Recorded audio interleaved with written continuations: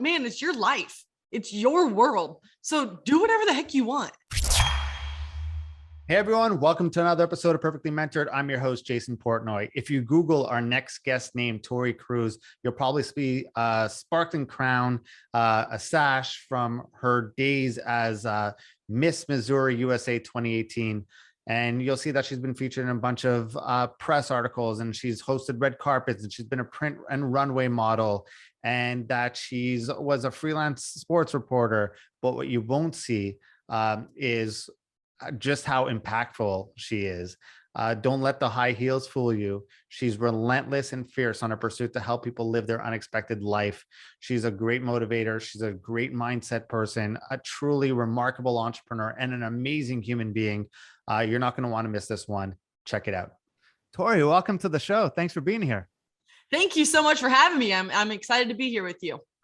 Look, for the listeners who this is their first introduction to you, tell us a little bit about your background and how you got started.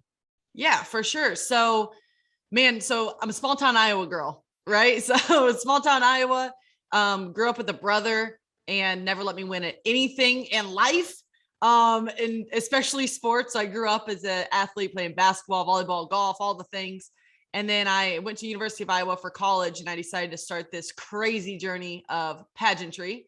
And so I kept the competitive juices flowing a little bit after sports and high school. Definitely something you probably beat your brother at, right? So hey, I did finally beat him in basketball too, though. Oh, okay, I did. Fair. I beat him. I beat him in horse just like 6 months ago, 7 times in a row, and I will never let him live that down. Got it. So I ended up going in pageantry, and after I graduated from college in entrepreneurship, I then went on to Missouri and competed for Miss Missouri USA. 5 or 6 years later, I actually ended up winning the title of Miss Missouri USA and competing at nationals at Miss USA in 2018. And then I started my career as an entrepreneur and speaker and coach. And so that's all the what I do sort of things. But who I am is somebody who's fierce and loyal and loving, and somebody who also has a high drive to succeed and help the masses in the world, just by being my authentic self and hopefully encouraging others to be their authentic self as well. And let's talk. I love that you ended with that, because I think that's a perfect segue into, you talk about authentic self, right? And how to become your authentic self. I think that's kind of like a buzzword that gets thrown around a lot is authentic, be authentic, right? And then people try too hard to be authentic that it's not really authentic anymore. So how can you become your authentic self? And and when's too much? Are you supposed to talk about how there are people who take it to one extreme, and there are people who are just polished versions of themselves and call it authentic. So I'd love to hear what that means to you. Well, I'll just piggyback off the polished version, because that's really what it was all through my pageant years. Was I was polishing up to be this person that everybody expected me to be in pageantry and what pageantry is all about. And so during those years, it was from 19 to 27 where I was in pageantry. So you can imagine, right, Jason, those are the years that are super transformative anyways. And then you have this massive competition and thing that you're supposed to be this specific person in order to win. And so all those external things were just flying at me. And I thought I need to be this certain person and act this certain way and walk the certain way and dress this certain way. And so all of these things kept flying in during those most transformative years of my life. And then all of a sudden I realized towards the end of my pageant years, when I actually ended up winning, that it wasn't about the external things of the world. And I started showing up more unexpected by doing that internal work. And that's really where I feel like you become your most authentic self, is when you are doing the internal work and kind of more or less peeling back the layers to who you are. And it really stems from failure, if you ask me, of how to be your authentic self, because you really learn a lot about yourself when you lose. And trust me, I have heard no more times than I have heard yes in my life still to this day. But I really, truly use every single one of those no's as one step closer to my yes. And that has really developed who I am as a person. But then how do you present that to the world, right? In the world of social media, right? Where everyone's living their best life, right? So I find it funny because then when authentic became like the term, people started all talking about their failures. So now like they're like, everyone had failures. Everyone's like just going hard about their failures, which I'm like, okay, well, that doesn't really give me so much confidence if you're just talking about how much you're losing all the time. So, and then it turned into like, it went away from the rented yachts with the models and the Lamborghinis to like, I'm a failure too. Hey, look at me. I'm a failure too, because that's vulnerability and that's authenticity. So when it comes to, let's say, branding yourself and putting yourself out there, how do you strike that balance, right? Because the whole point of putting yourself out there is to hopefully generate something, right? Promotion for just the sake of promotion is like, just, I don't know, the need to be famous for the need to be famous, right? So hopefully there's an end goal there. So if it's like to get more clients or to get more exposure, you don't really want to put out your weaknesses, but then you fall into the fluff of, just putting out your best life and what everyone makes fun of. So how do you strike that balance and how do you help people with that?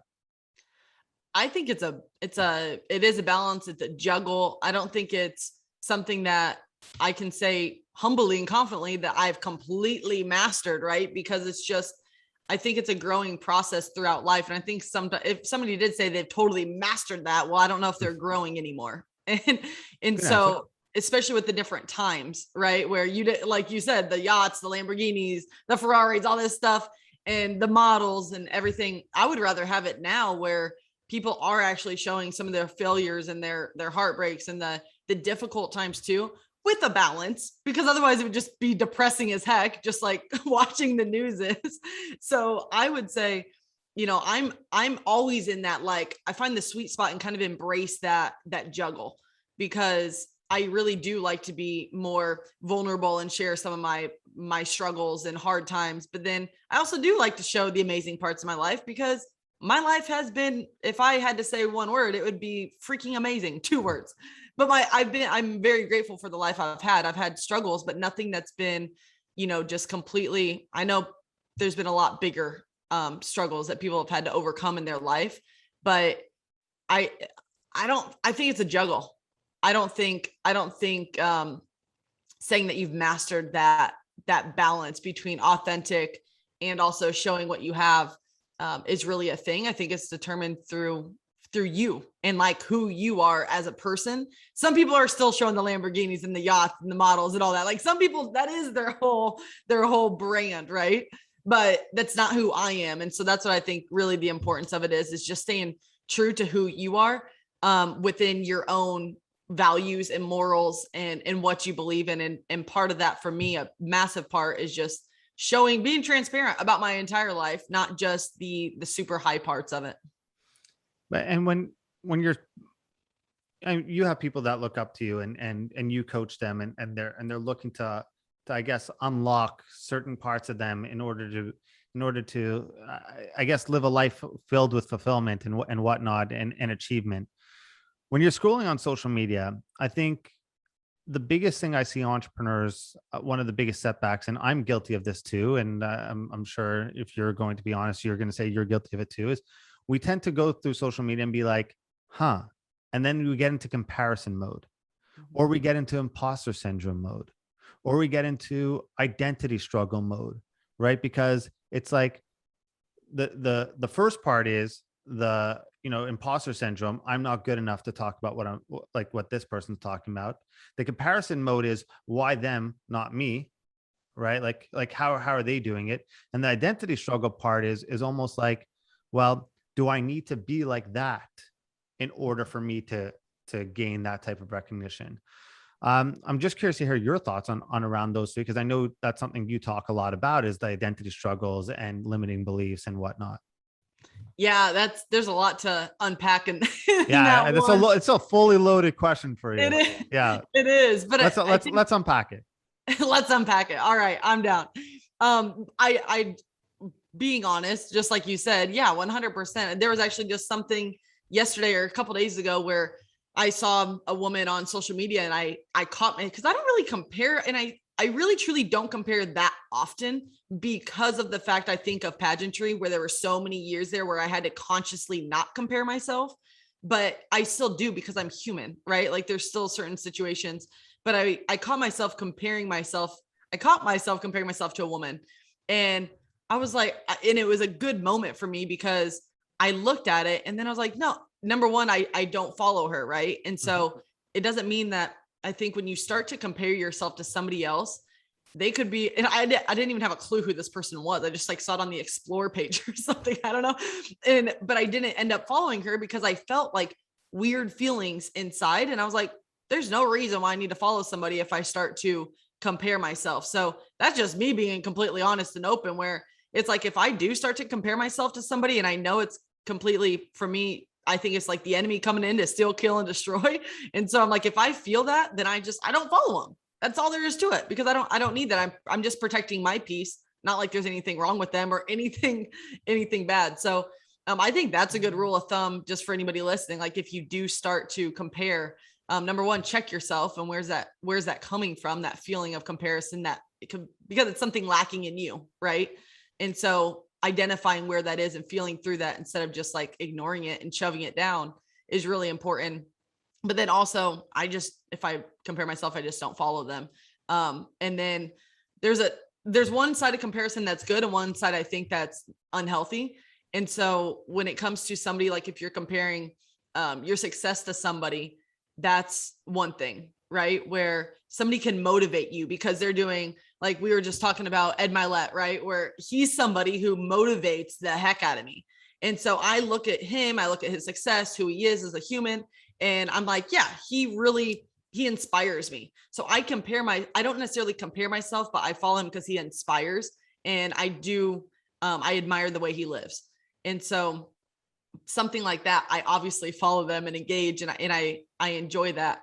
And that's, I think, more of a healthy comparison, so to speak, than an unhealthy version of one.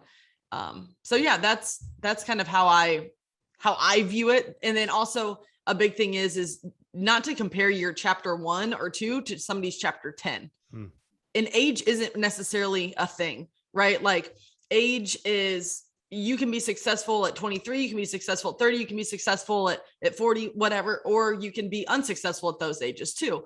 And so I look at that and I'm like, don't compare somebody's chapter 1 or chapter 10 to your chapter 1. Yeah, but I'm also not going to take life advice from someone who's 16 years old, right?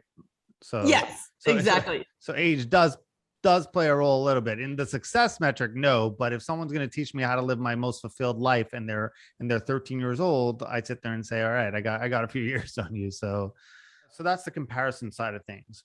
Let's talk about, the limited beliefs, because I think that's another big thing that holds entrepreneurs back is their limited beliefs, and they get in their own way. What's your take on that and how to conquer that, I guess, for lack of better words? So limiting beliefs, yeah, they pop up in every aspect of your life.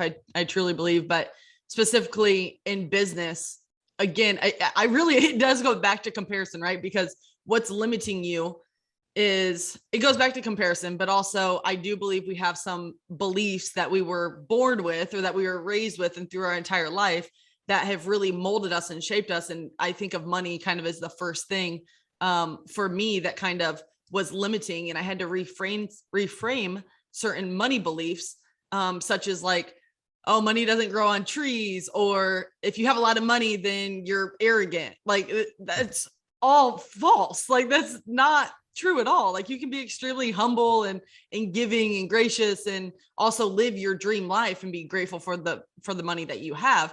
And so things like that in business can really limit you, especially if you're a high achiever and high performer and you have very audacious goals and dreams to be successful. So limiting beliefs are something that it's extremely helpful when you identify them and then reframe them into something that is actually empowering and serving you. Like, I am attracting wealth wherever I go. Like, if you're having a tough time with your finances, write a sticky note, slap it up there on your bathroom mirror, and write, I am attracting wealth everywhere I go. Money is flowing to me. Like, saying empowering things like that instead of staying stuck in your head. And when you read that sticky note every single day on your bathroom mirror, you will read that and you'll start to believe it time and time again. So that's where the law of attraction comes in as well. And it's funny because I was just talking to someone about this previously, where we talked about manifestation, we talked about mindset, and I've always been vocal saying that when I first started my business, the last thing I ever wanted to hear was mindset, right? I wanted the map, I wanted the guide, and little do I know the mindset actually is the map and the guide, because it all starts there, and everything you're doing comes from it. I mean, entrepreneurship's more mental than anything else, right? Oh my Um, gosh. so so when you say something like that, and the law of attraction, Grant Cardone's a big fan of saying, I don't believe in the law of attraction, I believe in the law of action, right? There is a balance between the both, because I've seen people sit there and say, you know, I'm going to manifest, I'm going to do this, I'm going to do that. And I kind of laugh and I'm like, all right, if I just sat all day and manifested $10 million, like it would never happen, right? Like I'm not $10 million isn't just gonna be fall through the roof. And like, this is funny because if it just fell through the roof right now, That'd be amazing. it would be podcast over. But this was incredible. Nice meeting you. It was a good run. It was great. This was a great run. Yeah. But like there is action that has to be that has to be taken. And I find so many times when we talk about mindset, it's almost like that warm, like fuzzy feeling, and warm fuzzy feelings don't pay the bills. They don't turn the heat on. They don't put food in our mouths. So I know you're very big on the mindset thing. I also know you're very big on the action thing. How do you balance the both, and how do you coach or talk about how people should implement both of them at the same time? That's a good question. I couldn't agree more. I think it's also that like fine balance between action and also the manifestation part of it too, because yeah, you're not going, like you said, you're not just going to sit on your couch and try to like manifest this. And then all of a sudden like $1 million comes through your door. Like, no, it's not how it works. Like you actually have to take action and show the universe that you're actually working towards this. Like that's part of the law of attraction, is that the universe is feeling you. Like it's just, some people are probably listening and like, this is a bunch of woohoo stuff, but it is true. Like if you believe it, if you see it behind your eyes, but then you have to take action on it. And I think, definitely through pageantry, that was a big thing where, a lot of people think that, oh, there's all these fancy mindset techniques that lead you to win. And sure there are, but most of them are proving to yourself that you can do it before you actually do.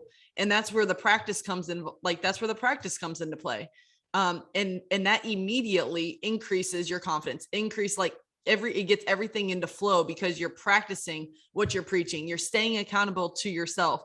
And there's so much to be said about that. And although, yes, I do coach and train on mindset and increasing your confidence and awareness and purpose. But if you're not doing the actions, then it's worthless. So it is a fine line. I think definitely law of attraction is one thing. Visualizing is massive. I truly don't believe that I would have the crown sitting behind me right now if I didn't visualize that crown for 6 years. And it was to the point where, honestly, it would be part of my morning routine where I would sit there and I would literally feel the crown being placed on my head, the sash across my body, being crowned, hearing my name being called Miss Missouri USA, hearing my name on the Miss USA stage. And it was, the power of that is huge. And like, I felt it. I just didn't think it or hear the words. Like I felt it to the point of where I would tear up because I could feel that crown so much like placed on my head. But that was like for 10 minutes every single morning. And then what I do the rest of the day, the action work. And in pairing those two together, there's incredible power in it. And so I definitely think it's a beautiful balance between the two. You talked about coaching people on finding their purpose. I think one of the questions I struggle the most with is when people ask, "What's your why?" Right? Like in business, what's your why? And Simon Sinek is very big on finding your why and whatever. I've just never really been that concerned about it because my why, like honestly, I don't know. Like I've been called up in front of a mastermind of people where like they were all talking about what's your why, and people were going up, and the guy leading the mastermind was like, "That's great, Jason, your turn." And I got up and I'm like, "My why is to make more money." And he's like, "No." I'm like, "What do you mean no?" It's like, that can't be your why. I'm like, "Why not?" Like, I think whys change. Yeah, I have 2 little kids. I have a family. They're my why. But I didn't start the business and go in the business for them. And I'm like, every day I don't look at like, I look at my kids and I don't sit there and say, today's going to be a good day for you. Right. That's just not who so, and I've always struggled with that. And it's the same way I've always struggled with 5-year plans and be like, where do you see yourself in 5 years? I don't know. How much more money do you want to make? More? Well, that's not an amount. You can't go with, but if I give you an amount, I'm going to want more than that eventually, like more, I don't think it's a bad, I've always struggled with this. How important, like, and how important is actually needing to know your why, right? Like, and am I missing something here by not actually caring about it? Well, first of all, I love your realness. I don't know, it makes me laugh a little bit when you're saying this. Yeah. Like, I'm not waking up and telling my kids this is like, it's gonna be a great day for you. Like, no, gosh darn it, it's gonna be a great day for me. Yeah. But I think it's important. My thing is like, man, it's your life. It's your world. So do whatever the heck you want. There's this is like suggestions and things that have worked for all of us. But at the end of the day, whatever works for you, man, that's what works for you. And if you're happy with the level of success that you're at, then keep doing what you're doing. If you're not, well, then maybe you want to try some of these, right? I want more, right? Which Yeah. which oftentimes people who are not entrepreneurs, they don't get that. They don't get that more thing. They're like, well, you have to have a set amount. $500 billion. Well, would you be happy with 500 million? Sure. But if I had 500 million, I probably wish I had a billion, right? Like, they're like, you're greedy. I'm like, no, just like, it's just, I could be okay with $10 million. Like I could be okay with my worst day. Like you said it, you were blessed. I'm blessed. My worst day could be someone's best day ever. And I'm very cognizant of that. And perspective is a super important thing. I just find it funny when people are like, well, here's my why. And you can't succeed without knowing what your why is, because it drives you. Your why drives you. And I'm like, and I've always struggled with that. And I guess having you on, this is gonna be my own therapy session right here. Cause I could just, well, yeah. I was just going to ask you, well, why do you want the 500 million? I want $1 billion. Why do you want $1 billion? I want my life. So, okay. If you want me to try to sum a why as much as possible, I want to live a life where everything is possible. And there will never be a reason that something can't be done due to a financial reason. Mm-hmm. Doesn't mean you spoil your kids and they get whatever they want in life. But the reason for the no will never be due to a financial reason. Was there ever a time in your life where you didn't have the capability to pay for something or do something because of money? No, wow, we're being very vulnerable on this one. All right. We're turning the podcast. Hey, okay. You want to go there, man. Fair. My listeners are fair game. Yeah, they're involved in this journey with me. You said a therapy coaching session. Yeah, there it goes. My mind was going there anyways. And then you just confirmed that I was going to go on the right path. Tori, it's been great having you on this podcast.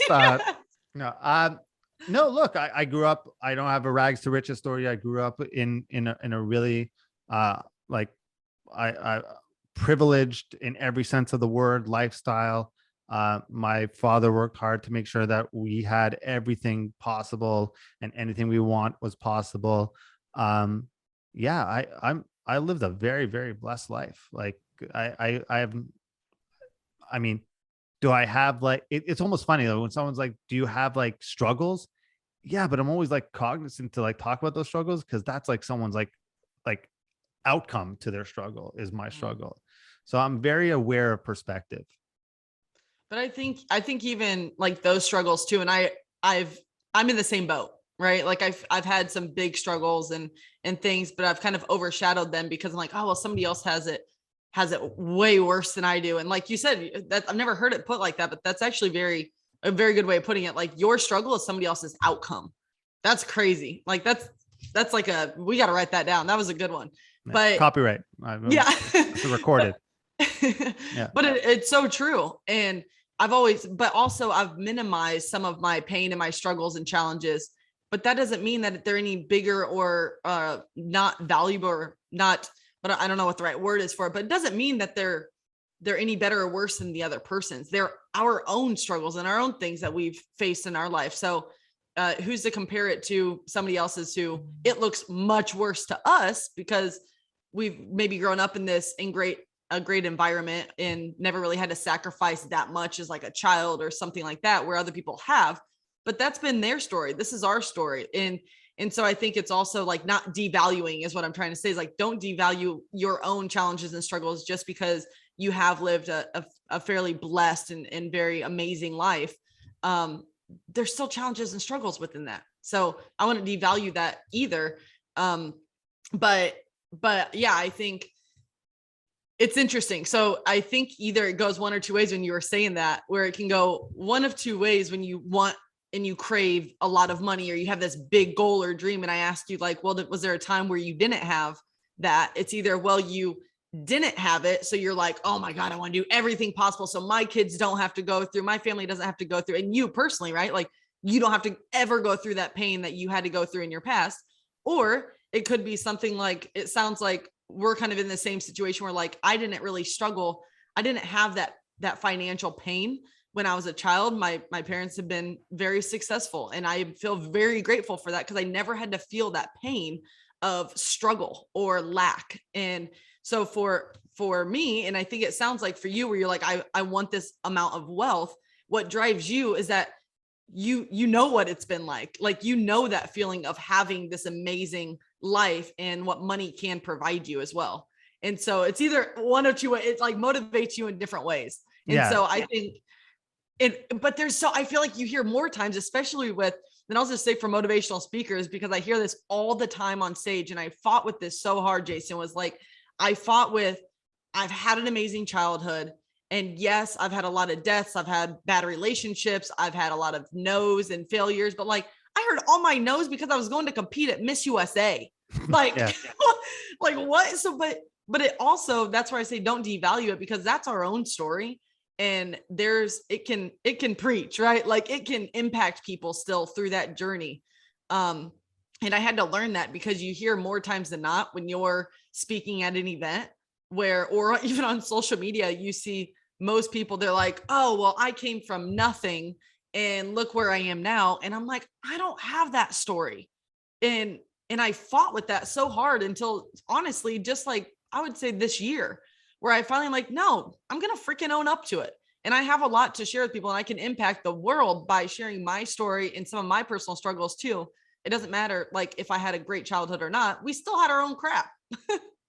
I agree. I have a different relationship with money. I think, I had to unlearn a lot of my thoughts about money, right? About like, hold on to it, save it, whatever. And that actually works the opposite way. It's almost like in a relationship, the more you try to hold on to someone, the more they actually want to leave you. Right? You're clingy. Can you please let go? Let me. And if you kind of understand that money works in abundance, like that type of mindset, it's actually pretty funny, because like you actually end up being a lot more freer with your money. You don't have to be reckless, and you'll actually make more. So I make no apologies for it. I think money is super important. And anyone who tells you it's not important, They've never had it.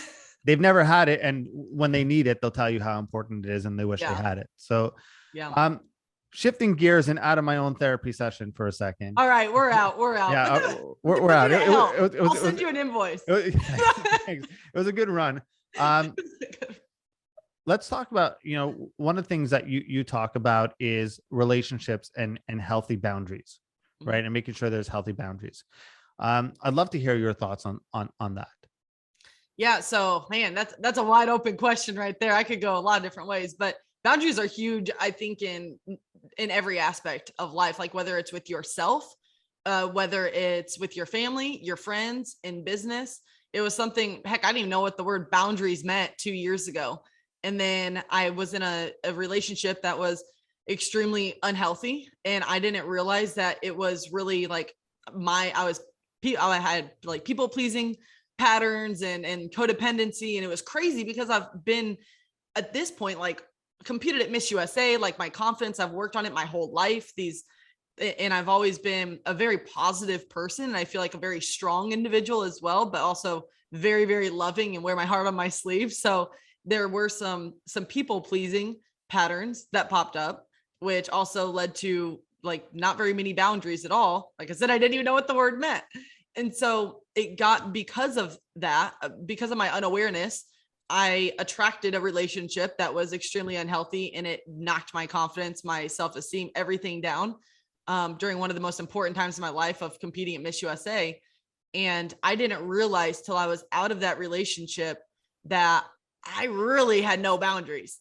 And so it's super important I think boundaries come with knowing who you are too. And I didn't necessarily, I was at that learning point of really discovering like who Tori was, but then standing in my ground of who I was.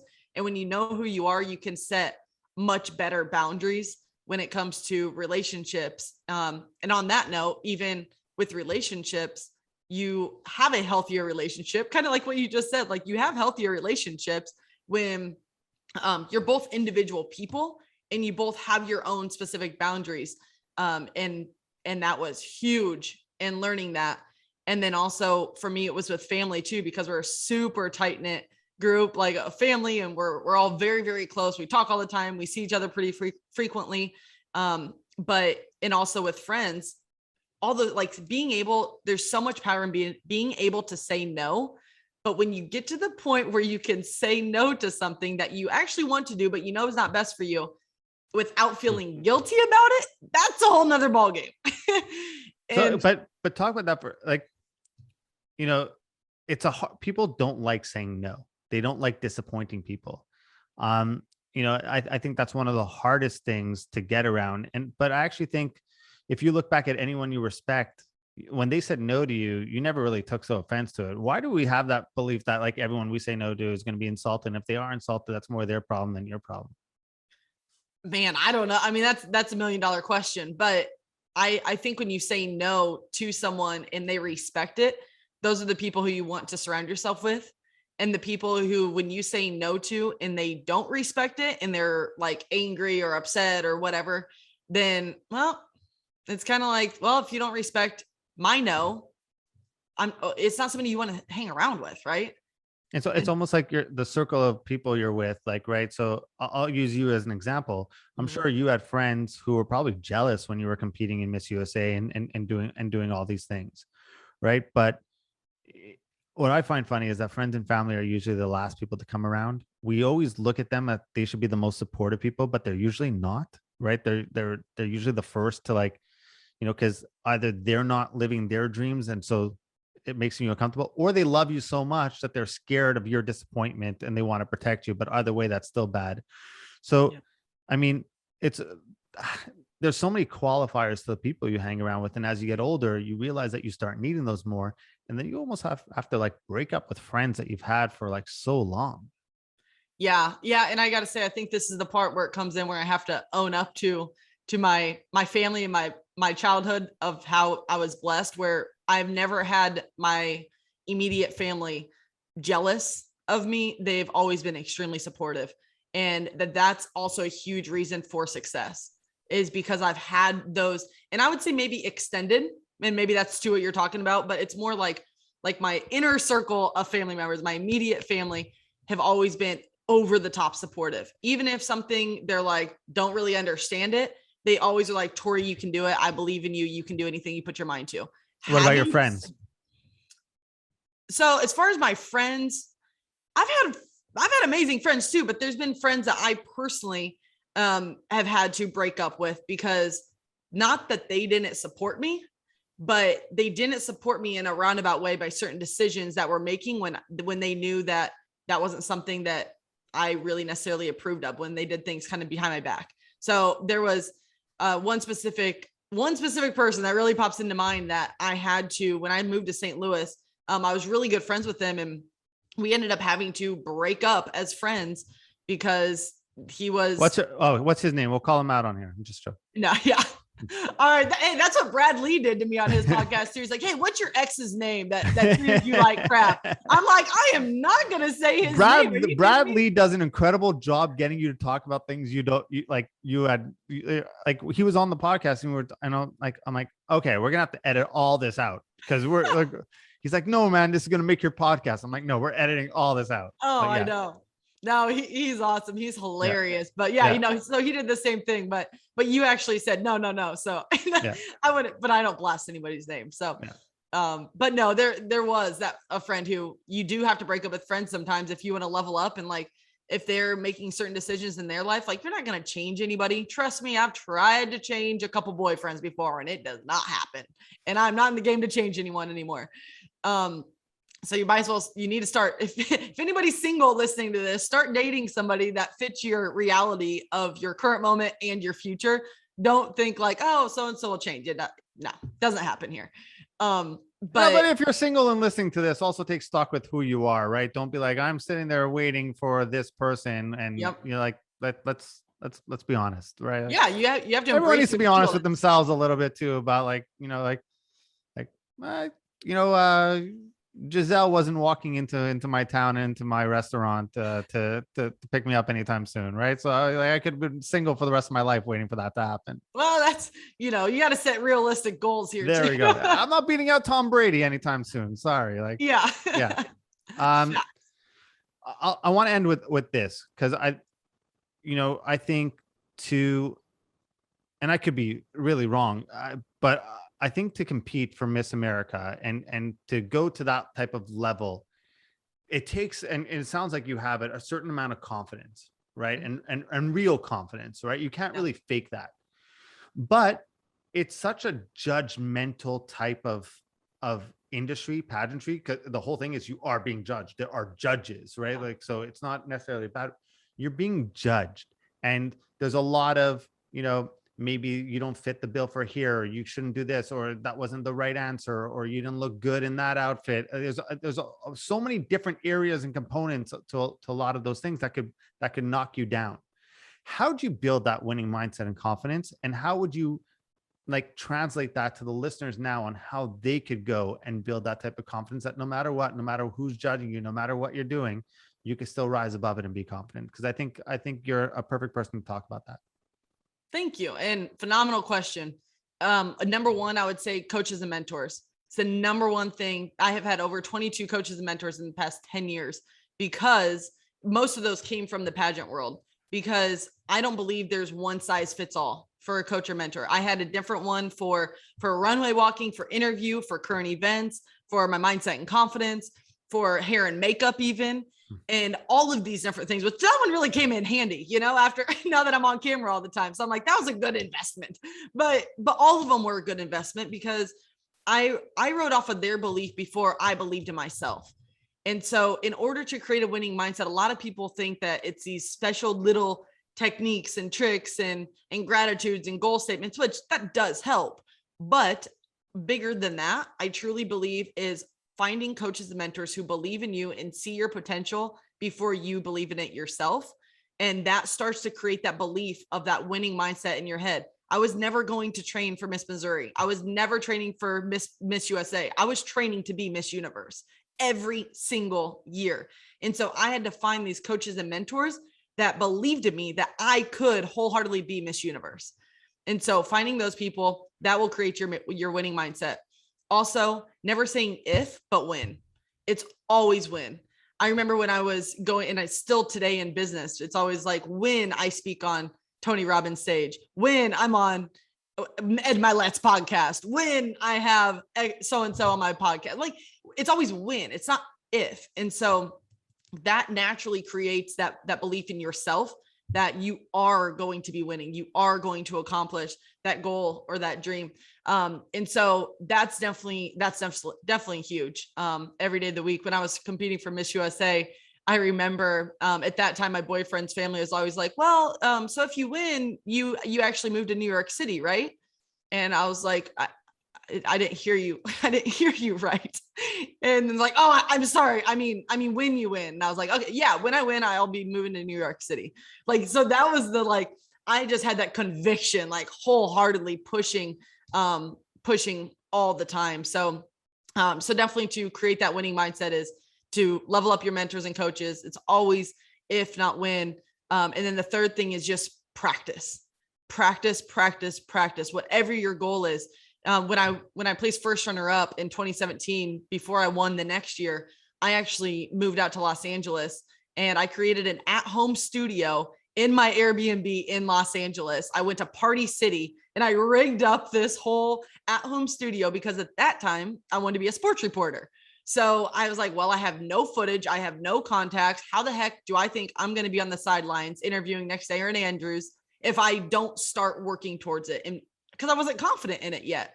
And so what I did was I went and rigged up this Party City at-home studio. I would watch a game on TV. I had a microphone. I got my sports reporting outfit on, and I would go over in my at-home studio and report on that game. And I just started creating this footage and threw it all together, emailed it to Fox Sports, the same dude who hired Aaron Andrews. And he called me in, and I ended up going to Fox Sports 2 different times in LA because I did this hodgepodge of a video and it just showed that I was doing it. And little did I know that those moments of when I was training for sports reporting at that time, it was actually prepping me for being a motivational speaker now and being on camera with a microphone. And so I would say mentors help you win, mentors and coaches, if not win. And then also third, practice before you're ready, and don't be scared to look like a fool. Amazing answer. I definitely could not have said it better myself. Tori, thank you so much. For the listeners who want to reach out to you, they fall in love with you, they want to reach out to you and they want to learn more, how can they reach you? Yes. Well, first of all, thanks, Jason, for having me on. This has been awesome. And my Instagram is at Miss Tori Kruse. So MissToriKruse, or you can visit my website, torikruse.com. You can find me on either place and send me a DM. I'm always happy to connect with listeners and love to hear your heart and love to hear what you're up to. So thanks again, Jason. This has been awesome. My pleasure. Thank you so much. Hey, everyone. Thank you so much for watching this video. If you want, check out our most recent video over here. And this one is the one YouTube thinks you'll like. But if you really enjoyed watching, please do me a favor, like and subscribe over here. Thank you so much.